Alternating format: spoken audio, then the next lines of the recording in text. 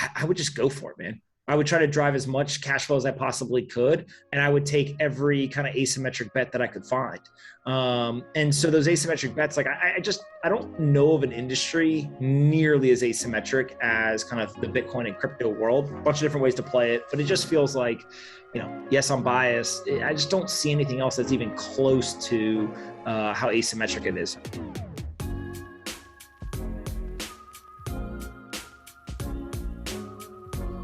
Welcome back, everybody, to Altcoin Daily. My name's Austin, here with Aaron. Awesome guest today. You've seen him if you're on crypto Twitter. We have Anthony Pompliano, founder of Pomp Investments and host of the Best Business Show, streaming live every weekday right here on YouTube. Links to Pomp's channel down below. Man, thanks for joining us. Absolutely. Thanks so much for having me again. For sure. For sure. You're in Miami now, the crypto city. I am here and enjoying it, not going back. Nice. Is it what they say, the crypto city, or are those just headlines right now? Look, I think it's a city where people who are innovators, entrepreneurs, problem solvers, et cetera, they feel energized when they come. I don't know if it's the weather. I don't know if it's the people. I don't know if it's kind of a different perspective from the political regime. It's hard to put your finger on one single thing, but I definitely think that the folks who are moving here, they're serious. They tend to be pretty well respected. They've got access to capital. They've got influence to get other people to move here. And you just see it in the numbers, right? Both from the movement of people, but also in the success stories, everything from non-Bitcoin or crypto businesses to Bitcoin and crypto businesses. And I think that trend will only continue over time. Cool. And I want to then dive right into it, big picture, just so everybody can get to know you. At least half of your portfolio is in Bitcoin. What was your investor's thesis for making that decision? And then also, how is that different from when you invest in non-crypto companies? Yeah, so I look at it less like my liquid net worth, and it's over 90% easily is in Bitcoin. There's basically two big decisions that I made. One was in December of 2018, happened to be the bottom of the last bear market. I put a considerable amount in, and then kind of right after the really hard part of the pandemic in March of last year. I can't remember if it's April or May, sometime in that time frame, I was like, all right, like I'm going all in on this. And so it's worked out very well. Kind of in hindsight, everyone's like, oh, that was a really smart idea. Did not feel so simple at the time. Actually pretty scary. One day in March, Bitcoin's fallen 50% in a single day. And I'm like trying to should I buy more? Hold on to the last few dollars I have so that I'm not, literally at zero. And I think the investment thesis was pretty simple. Initially it was, this is going to be a global store of value, and it is likely to be very much undervalued today and will be more valuable in the future. What that looks like, I didn't know, but it was just kind of long-term trend tailwinds all line up. When we got into 2019, I started to think a lot more about Bitcoin's relationship to the macro environment.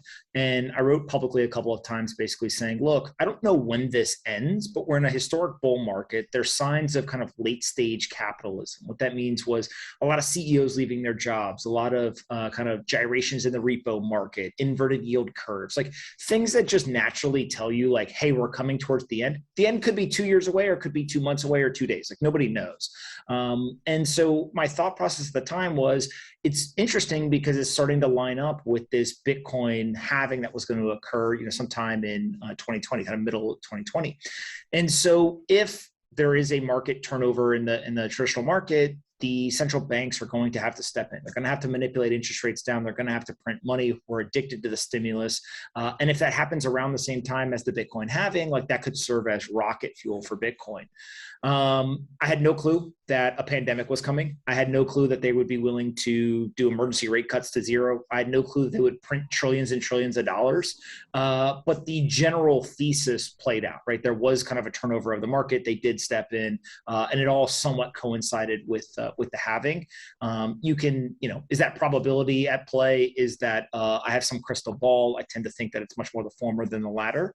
But what ultimately happened was when they stepped in, it became obvious they were going to print a bunch of money. People go looking for a store value asset. And you had a bunch of institutions and now public companies say, I need to not hold just dollars. I'm not going to convert 100% into something like Bitcoin or even gold, but I need to hold other assets other than just cash. And so that influx of new demand ended up pushing the price up pretty significantly. And we went from, call it $8,400 or so at the halving to it topped out at 64,000 in March or April. We're back to about 45,000. I think we'll go much higher through the rest of this year. So at that point, do you rebalance ever, or is now forever your just portfolio 95% Bitcoin? It's something I'm actively going through right now. There's definitely not going to be any rebalancing in terms of, hey, I need to sell some Bitcoin to like invest in something else. I think that there's basically a decision that I have to make, which is, do I buy more Bitcoin or do I take my foot off the gas and like invest in other assets? It's pretty hard when you look at like, should I buy more Bitcoin or should I buy a piece of real estate? Like those have two completely different profiles, both from an upside case and also a risk mitigation case. And so any decisions that I would make outside of like buying Bitcoin, I think would be much more focused on risk mitigation, more so than like, oh, I think this other asset's going to go up more. I joke all the time that in the traditional financial world, I'm like the largest risk taker anyone knows, right? Like, oh my God, you like put all of your money in Bitcoin. And then I'm like, well, in the crypto world, I'm like the most conservative person anyone knows. They're like, you only hold boomer coin. And so I live at like the intersection of these two worlds, which is actually probably, if you think about it, like a pretty good place to live in terms of, I understand the extremes of each end, but I kind of sit in the middle and I'm kind of comfortable there. And so really it's now just like a risk mitigation thing, but in some weird way, holding Bitcoin is the risk mitigation to, as well, which, again, sounds crazy to some, sounds conservative to others. So just kind of figuring it out alongside everybody else. I love it. Guys, if you appreciate Pomp being on this podcast, smash the like button. Pomp's the man.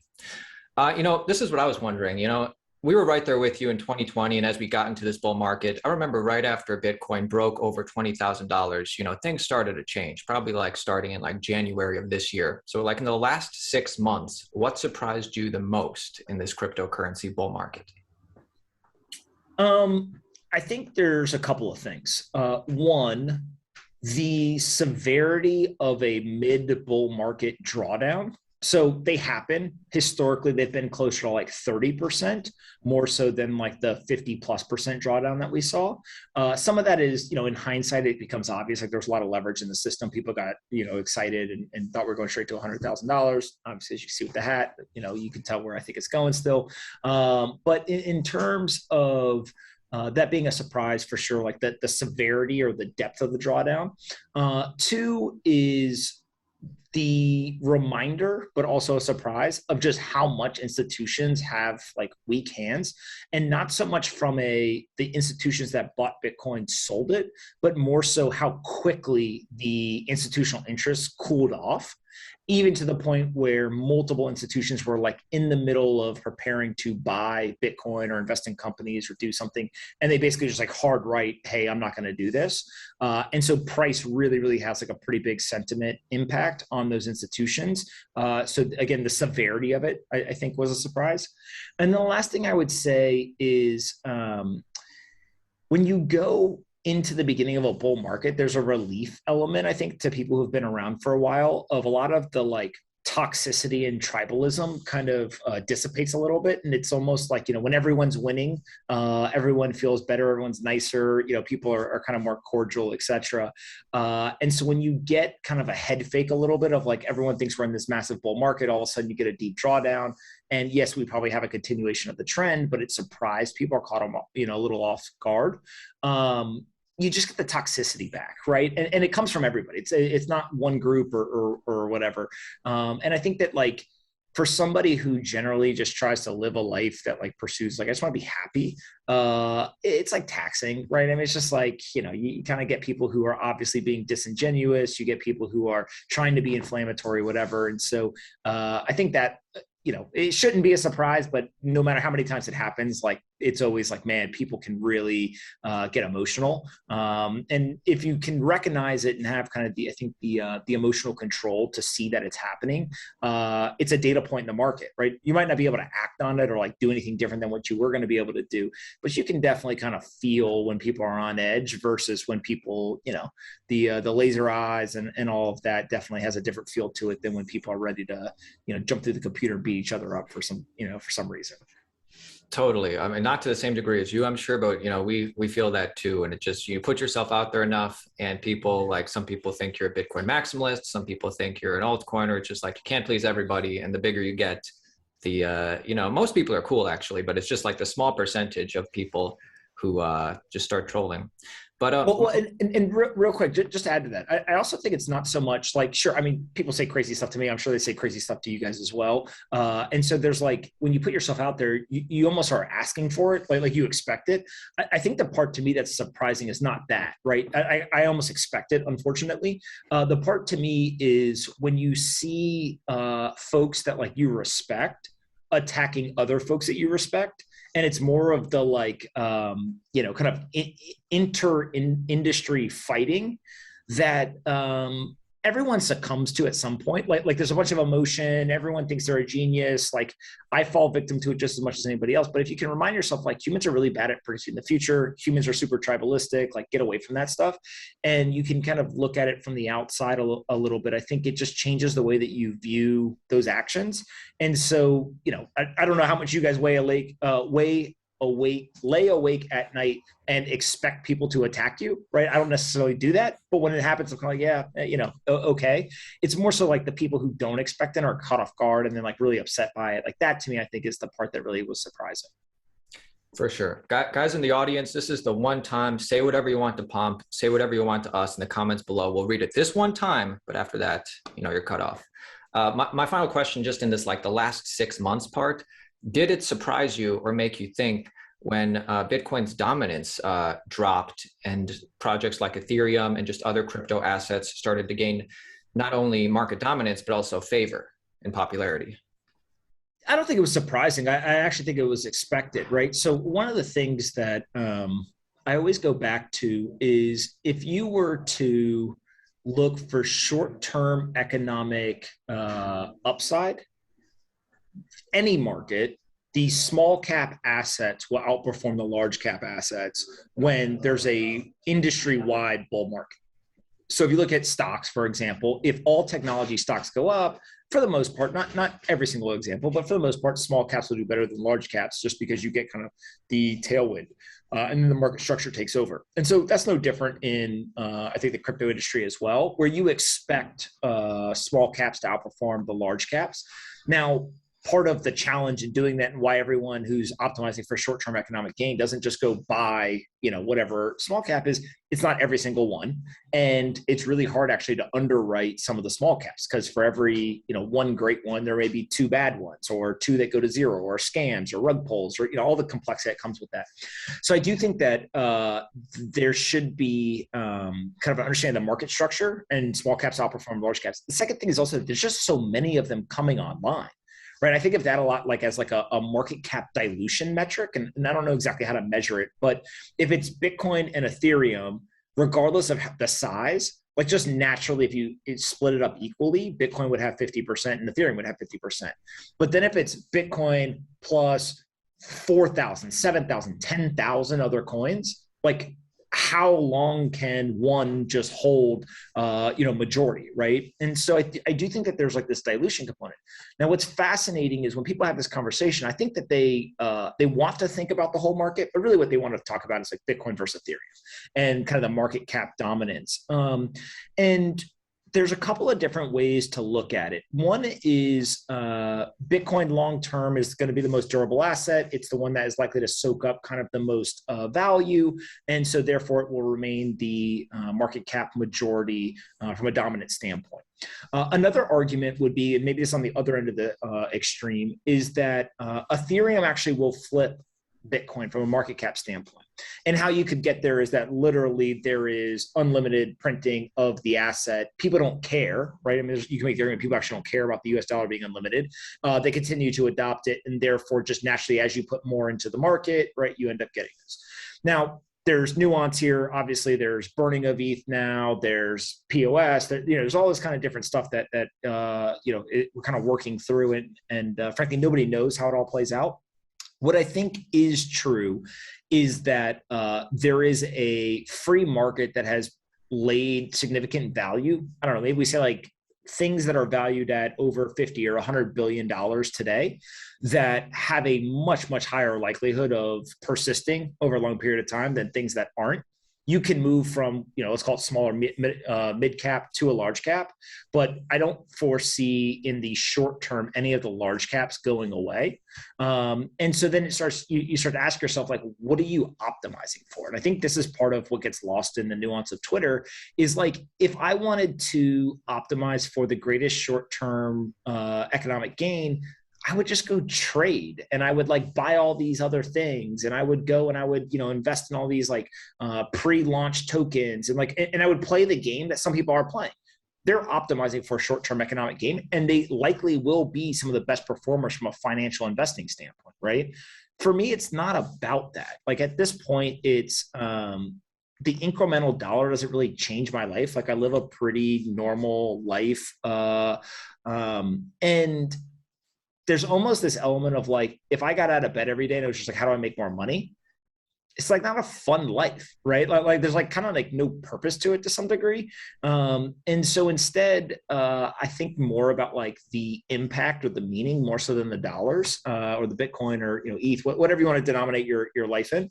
And I really think the most important technology, or one of, maybe not the most important, depending on how you kind of count here, but I would definitely put it up there as one of, if not the most important, is the idea of bringing purchasing power protection to the world, right? And if you just look at wealth inequality, most of the efforts that people have undergone in the world is all Band-Aid type solutions. So let me give you money. Oh, let me, give you resources. Let me provide food for your local community, et cetera. But ultimately what it all is driven by is the devaluation of the currency. Right? Rich people have gotten way richer and poor people have gotten way poorer over time. And so if you're able to basically think from a first principle standpoint, the way to fix those problems is to actually fix the debasement of the currency. Now, I believe that the central bankers around the world know this, right? They're not, they're actually very intelligent. They really, really understand the intricacies of the market. And what they've chosen is a trade-off. They've said, look, this is worth doing because here's these other advantages we get, right? And so I think that what you're seeing is a new generation of people who are coming of age that are saying, I don't think the trade-off is worth it. And again, we'll see how the world plays out. But for me, that's really my focus. It's just how do we get more and more people to understand this store of value? And we'll kind of see how it plays out. But if we can get more folks to adopt the store of value or kind of the savings technology, I think it can have a really, really kind of outsized impact from an economic standpoint on billions of people around the world. And like that gets me excited much more than, how do I eke out another 5%, and get some extra cash. Well, let me give you a follow-up to the whole Bitcoin versus ETH, because they are going for two different things. And knowing that the entire point of a blockchain is just so you can have censorship resistance. So obviously the use case of money, that's obvious. We need censorship resistance. But for example, NFTs, maybe not as important in the hierarchy because they're sacrificing some speed for censorship resistance. So do you see these less important use case change? I'm not saying it's less important. That's just a word I'm using for this question, but like the ETHs, like the Cardanos, do you see the less important use cases, I should say, like NFTs going to some of those other chains? Yeah. So what I would say about this is there's basically two groups of people that really have to answer this question, right? And I always chalk this stuff up, but like my opinion, frankly, doesn't matter. I don't spend a ton of time in these ecosystems. And so like, I'm like the worst person to probably ask about it, but I'll be the idiot in the room and kind of offer my 2 cents of it matters to me. Look at it. And so the first thing is like the developers, right? The people who are actually building the technology. If we want to start a company together and it's not anything to do with crypto, blockchain, Bitcoin, et cetera, we would have to decide, okay, we need a database. What database technology do we want? Well, either we would use personal preference, something we're familiar with, something we've used in the past, or we would make a choice based on some technical functionality that it had to do the job that we need it to do. And so I think that is the developer point of view, right? Or at least the majority of it. The second then is like the end user, which is, use the internet as an example. 99% of people couldn't tell you the protocols the internet's built on. They don't care. All they know is that email works and they can Google things. And like the end product, the application interface is what they care about, not so much like the underpinnings or the infrastructure. And so when you put those two things together, one of the major questions, and I actually don't think I have an answer, I don't think the industry has an answer yet, is like, how important is decentralization to the developers that are building non-Bitcoin related things, right? And so the reason why I present it that way is, if decentralization is important, I would argue that those things will flow to Bitcoin. It's the most decentralized. It's the one that continues to head pretty unequivocally in the direction of more and more decentralization over time. And it also has the most decentralized kind of adoption from a user-based standpoint, et cetera. I think that the industry wants to believe that developers really care about decentralization. But I actually question whether that is true for a lot of these applications. And I'll give you a good example is if you look at, let's say, Ethereum versus Binance Smart Chain. I think for the most part, again, the people will disagree, but for the most part, people will say Ethereum and Binance Smart Chain are both smart contract platforms that are on the opposite end of the spectrum of smart contract platforms, right? And Binance basically said, this is a great idea, smart contract platform. We're just going to make it super centralized, really efficient, have high throughput and low fees. And Ethereum said, well, we want some level of decentralization. Again, it could be a spectrum. You can argue over is it decentralized or not. Let's just say that one's decentralized, one's centralized. One has cheaper fees and higher throughput. We saw a lot of developers just move over. That wasn't all of them, right? It wasn't every application, et cetera, but we definitely saw transactions and developer activities move over to that. So that would, from a market dynamic standpoint, suggest that those developers didn't care so much about decentralization as they wanted high throughput, low fees. And so I think it reminds us of a question of like, centralization is actually really positive for a lot of things. Like the entire industrial revolution and the entire like business environment we know of is built on centralization. Why? Because people pursued efficiency. What's the most efficient system? Build a centralized hierarchical structure that gives people at the top a ton of leverage around capital and human resources, and like let them build things. We get Amazon and same day shipping and like all these amazing things because they built a centralized hierarchical structure. Could you do the same thing with decentralization? Maybe, but no one's done it before. So like that's still a question.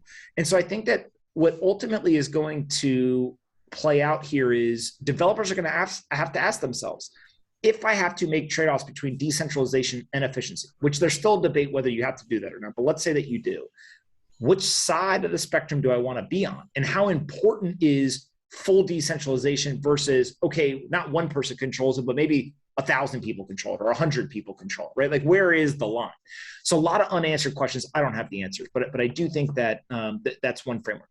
The second is if you go to the users, I don't think users care at all. I literally don't think users care. And actually, I think that the fact users don't care about the underlying technology is a sign that majority of the applications that are being built today on top of blockchains are not going to be around 10, 15, 20 years from now. And I'll give you the kind of historical example was in the late 1990s, all of the ideas on the internet were good ideas. Music streaming, food delivery, all that type of stuff. But none of it actually worked and persisted over a long period of time. It wasn't until maybe the mid 2000s into like around 2010, that's when we really got Spotify and Uber and Airbnb and like all those same ideas now were coming back. It was one, infrastructure got built out more.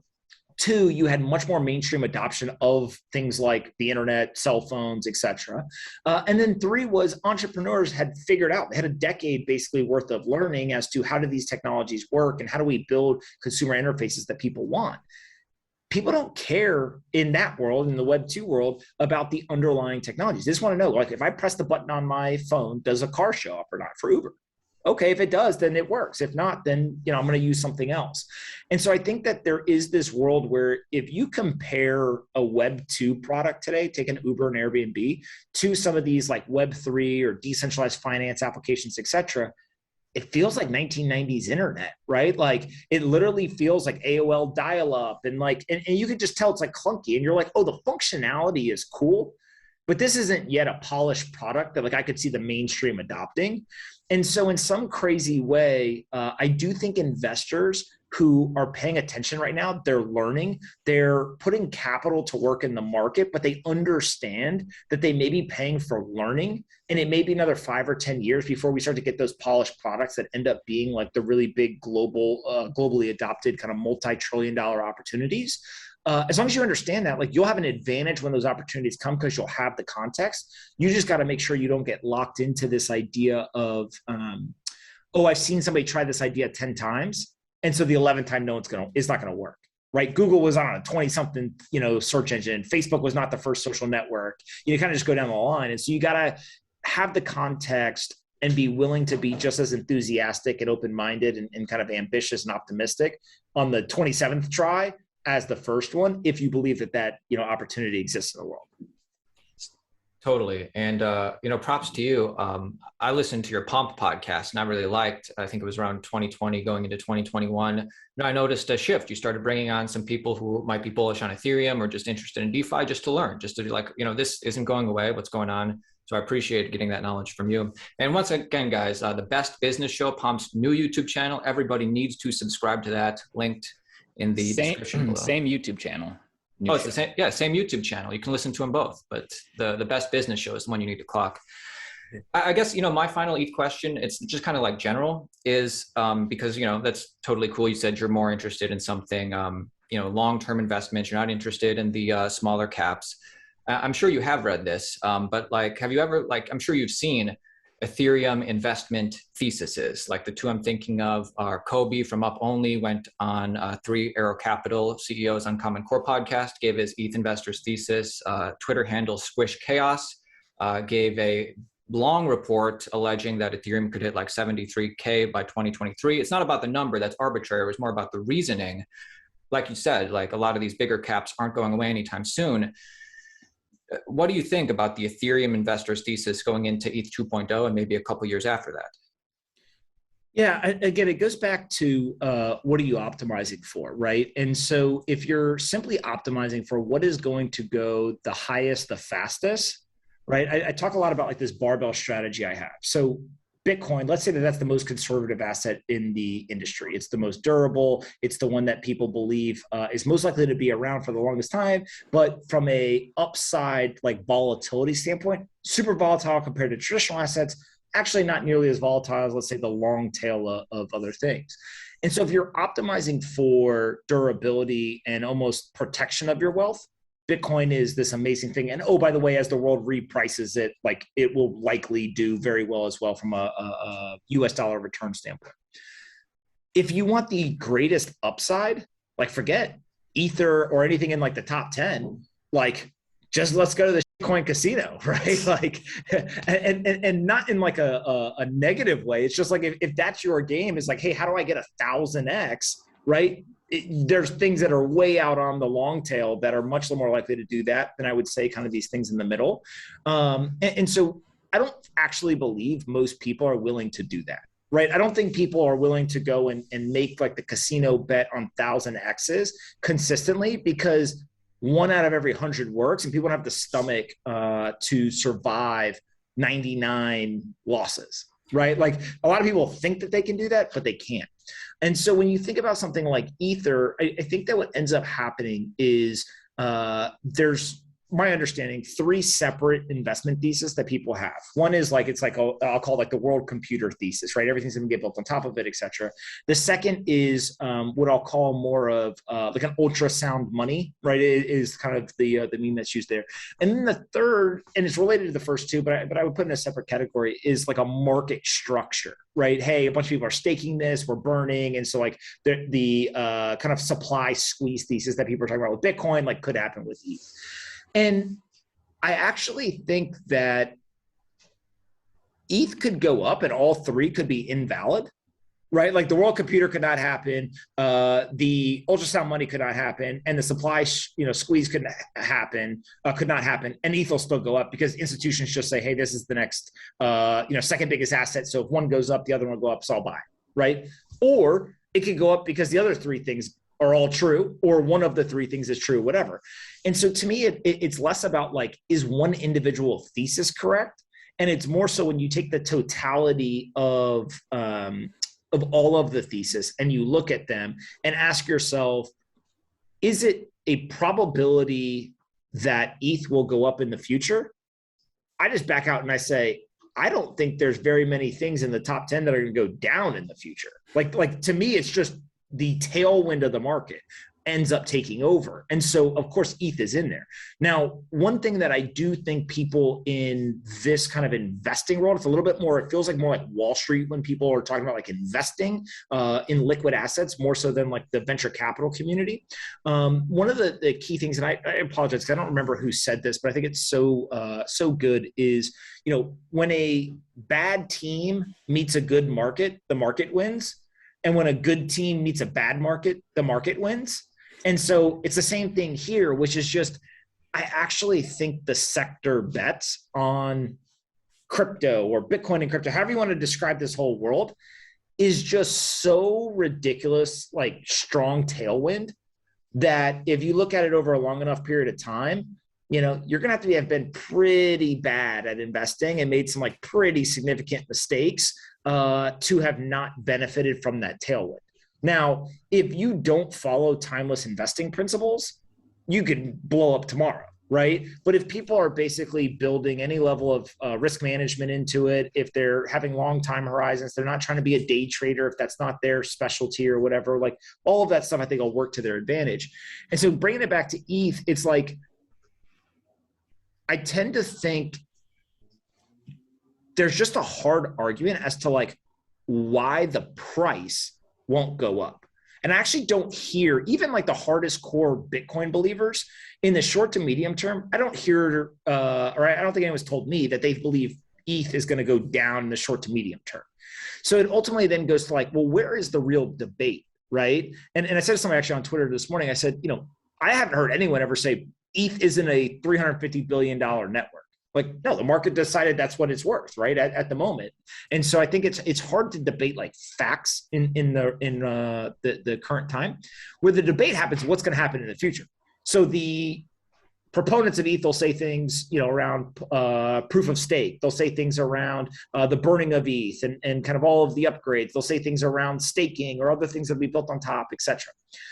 The critics will say, oh, that's bad, or ETH is going to become centralized, or the burning isn't guaranteed forever, or there's a variable monetary policy, like all this stuff. I have no clue. I have opinions in terms of the likelihood of the incentives, right, where ETH has to pursue efficiency because it has to compete with so many other smart contract platforms, and ultimately performance will end up being more important than decentralization. But like, who am I? I don't know. Right. And so when you get in that world, to me, that is a world that's really, really hard to kind of unpack. And so I just choose not to participate. Like, it's not intellectually interesting to me. I don't spend time thinking or reading about it. And so like, if I'm not willing to spend mental energy on it, why would I go spend capital energy on it? Right. And so it's like, you guys see what I tweet and talk about all day. It's like, literally, I think about Bitcoin all day long. And so, of course, your capital is going to flow kind of like your interest or your mental energy. But if somebody said to me, hey, I think ETH is going to go down tomorrow, I would have a pretty hard time, reconciling the like almost like security selection with the industry tailwind. Like those two things would seem to be at odds with me. And that's true of, most of the large caps. What you said is true. A huge Bitcoin proponent. It's awesome whenever you go on CNBC or tweet about it. But I do happen to know that you are a reader of the Defiant newsletter and the Defiant podcast. I'm an investor. I know. I don't know if people know that. I'm an investor. I think what she's doing is amazing. She by far is probably from the beginning been the absolute best at covering all of that kind of sector of the world. Totally. That's why I just assumed you read it. But anyway, go ahead, Austin. In our final 5-6 minutes, we have a couple big picture questions. This next one doesn't necessarily have to do with cryptocurrency, although it could. More critical thinking, more fun. Let's say you were starting over today with just $1,000 to your name. How would you go about accruing wealth to the level you currently are? Like some practical steps. Oh, I'm poor. All my friends are rich. I got friends. They're way richer than me. Damn, they're killing it. All right, for those guys then. Yeah. What would I do? I think the two components, let's start there maybe, would be one, I would look to see how I could drive cash flow. And then two is I would look for investments that fit the risk profile. And it would really depend on if I was young or if I was a little bit older and like kind of what my responsibility, am I married? Do I have kids? Do I have other, student loans, whatever. But if it was kind of, look, you have no downside risk that you need to worry about and no kind of responsibilities, you're like a 22-year-old kid, I would just go for it, man. I would try to drive as much cash flow as I possibly could. And I would take every kind of asymmetric bet that I could find. And so those asymmetric bets, like I don't know of an industry nearly as asymmetric as kind of the Bitcoin and crypto world. A bunch of different ways to play it, but it just feels like, yes, I'm biased. I just don't see anything else that's even close to how asymmetric it is. So I think you would just have to go in. And then the other thing too is if you're optimizing for pure economic return, like there's all kinds of crazy stuff you could do. We see all kinds of these projects that what's the Axie Affinity? Like the Delphi Digital guys were telling me about this a while ago, and it was at like $5 or $6. Next thing you know, it's literally at $60. Right. And like one, they're like the best investors in all of DeFi by far. But two is that's just not normal in the traditional market. Like the stock market would shut off trading of an asset that was doing stuff like that. Right. They'd be like, all right, time out. Like something's going on here. And so there's a moment in time where there's incredible wealth being generated across the entire industry. And so I generally think that if you want to accrue wealth and other people are getting rich, you should go and participate where they are. And it may be a bubble. It may be unsustainable, but there is an element of not being able to predict the end of the bubble or predict the end of that kind of insanity. And so, I think it's like Bill Gurley. It's just like the best time to stop investing in a bubble is 2 years after it popped. Because like literally like it just goes on way longer than you thought. It's way bigger than you thought it could be. And from a pure financial return standpoint, like you're actually probably pretty good. People in 2016 thought the stock market was a bubble, was going to correct. Like imagine if you stopped investing in 2016, like you missed, so much of the gains in the stock market, right? And just as a follow-up, and maybe you already covered this, but let's say you put 80% in Bitcoin or that asymmetrical upside, that 20%, I'm just looking for like practical examples of some other things. Gaming, you said, is one. Yeah. So infrastructure is like the short answer. A lot of the things that I've invested in, whether they are true companies or they're more like in the decentralized side, so take something like a Risk Harbor, a Sovereign, take even something like a BlockFi, et cetera. Each one of these actually ends up being kind of an industry infrastructure bet because they're able to, okay, we support these assets. We're going to add more in the future. If one ends up not working, then like we're fine because we support, kind of multiple assets. And so I think a lot about just, if you ask me what's the highest conviction thing that I know, is this industry will be way bigger in the future than it is today. All the details matter, but they matter less than that one important point. And so like, how do you invest where you win if you are right on the industry will be bigger? Well, go find infrastructure and invest, there. And it may not be the highest returning in terms of there's always going to be, that altcoin that goes up whatever amount.